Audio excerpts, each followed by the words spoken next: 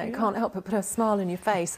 And as Peter said, it's not just about pubs and restaurants that can welcome customers indoors from Monday.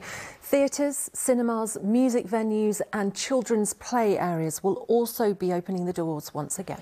Yes, social distancing and infection control measures will still be in place. But as Phil Brewster reports, it's another step back towards a more normal life. After months of lockdown, this children's indoor soft play area at Burton-upon-Trent is finally emerging from hibernation.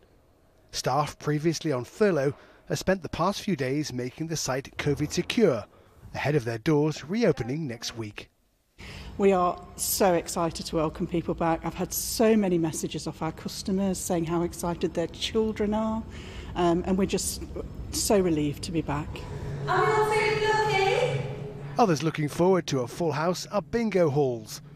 This chain has 91 clubs nationwide, including Nottingham, Derby and Leicester.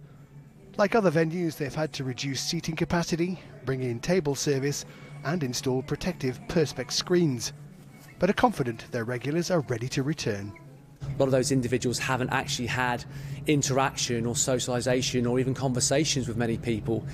So we've had initiatives where we've contacted all our most vulnerable customers over the last 4 or 5 months to make sure they're okay, and many of those just can't wait to come back, especially now they've had their vaccinations. People feel a lot more confident to start coming back to playing bingo, the game they love.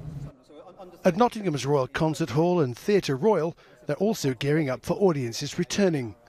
To comply with COVID guidelines, they've installed hand sanitizer stations. Spaced out seating means they'll also be operating at a third of their normal capacity.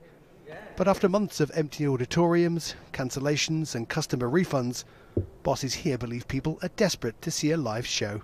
Every performance is unique, and you're sharing that space and that time with that artist. You know, as if you said, I'd been to see Elvis Presley in concert. It's very different to saying, oh, I've seen Elvis Presley on the television.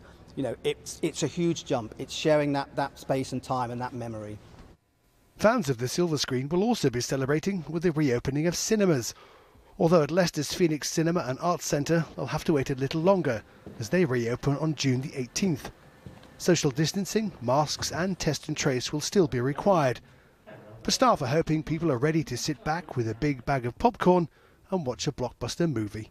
We know people want to see them in a cinematic environment with the big screen, you know, the wonderful sound system of a cinema, and socially amongst a group of friends and family or even on their own. But we know people want to come back and see the films. The owner of this gaming bar in Lincoln also says reopening can't come soon enough. Without the government grants and stuff like that, I wouldn't be here anymore. I've done everything in my power to look at the bar and think what works, what doesn't. I've just, by the skin of my teeth, made it through. For months it's been hard to see light at the end of the tunnel. Now, slowly but surely, we're sliding back to normality. Phil Brewster, ITV News. What are you looking forward to? Do you know, actually, and that play centre actually made me think this, that I was out with my daughter. I've got lots of children, one of them's only 2, and we were out the other day and we had to kill a couple of hours in town.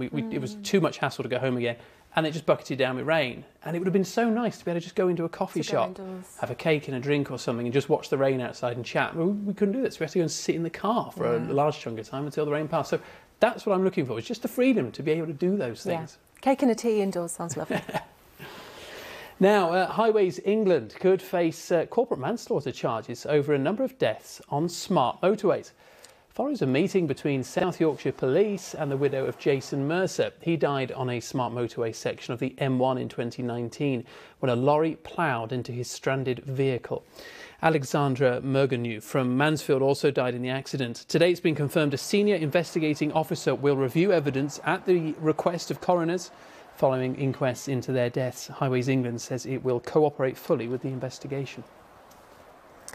More than 700 jobs are to be created after Amazon announced that they're to open a fulfilment centre in Hinckley in Leicestershire.